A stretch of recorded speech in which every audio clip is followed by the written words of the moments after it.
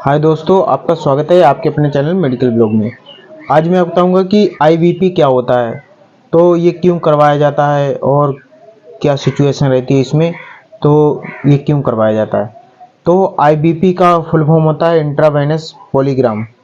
तो इंट्रावेनस पॉलीग्राम से ही साफ क्लियर होता है कि जो अंदर की जो नसें होती हैं, जो महीन महीन नसें होती हैं, वेन्स होती हैं, तो उनकी जानकारी लेने के लिए आईबीपी करवाया जाता है।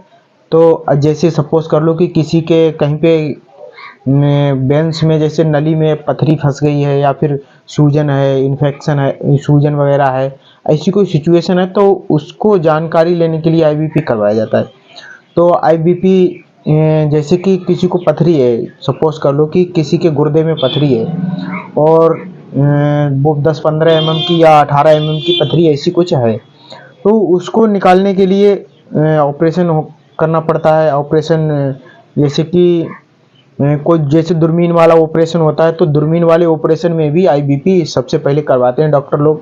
तो आईबीपी ये ज़रूरी होता है। तो इससे क्या पता लगता है कि पथरी का साइज क्या, कहाँ पे पथरी किस सिचुएशन में कैसी अटकी, तो सारी बात क्लियर हो जाती है कि उसमें क्या क्या प्रॉब्लम है, तो सारी बातें इससे क्लियर हो जाती है। तो आईबीपी करवाने के लिए जैसे कि किसी के गुर्दे में पथरी है, गुर्दे से निकल के अगर वो किसी की नली में फंस गई है या फिर पित्त वाली नली में फंस गई है, तो इन सब की जानकारी लेने के लिए, पथरी तो है पर वो है कहाँ पे, तो जानकारी लेने के लिए आईबीपी करवाया जाता है। फिर उसके बाद उसका ऑपरेशन होता है दूरबीन द्वारा। फिर उसके देखते हैं कि देख के उस पर ऑपरेशन हो जाता है, दूरबीन द्वारा निकाल ली जाती है पथरी। एक छोटा सा छेद होता है, उसे निकाल ली जाती है पथरी।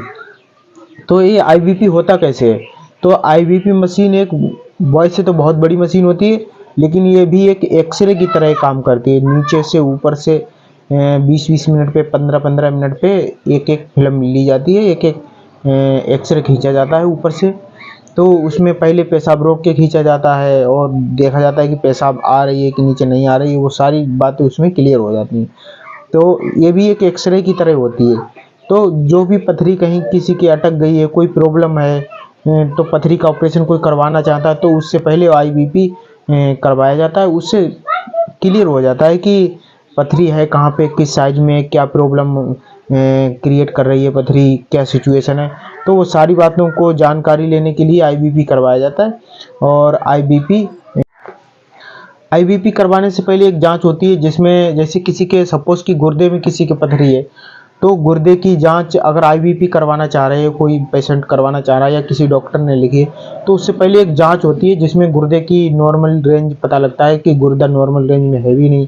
अगर गुर्दा में ज़्यादा सूजन आ गई है, ज़्यादा यूरिन भरा हुआ है, तो ऐसी सिचुएशन में आईबीपी नहीं करवाया जाता है, जिससे कि पेशेंट के आईबीपी करवाने पर खतरे के चांस ज़्यादा बढ़ जाते हैं। तो इस सिचुएशन में आईबीपी नहीं करवाया जाता है। और नॉर्मल अगर गुर्दे की रेंज नॉर्मल अगर आ गई है, उसमें 1.2 आ गई है, 1.3 आ गई, 1.5 ऐसी कुछ आ गई है, 2 तक आ गई है, या जो भी नॉर्मल रेंज होती है उसके अंदर अगर रहेगा तो आईबीपी हो सकता है। उसके अंदर अगर नहीं होगा तो आईबीपी नहीं होगा।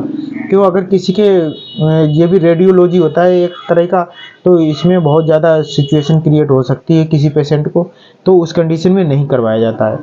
ठीक है, वीडियो अच्छी लगी हो तो लाइक करें, सब्सक्राइब करें। जय हिंद।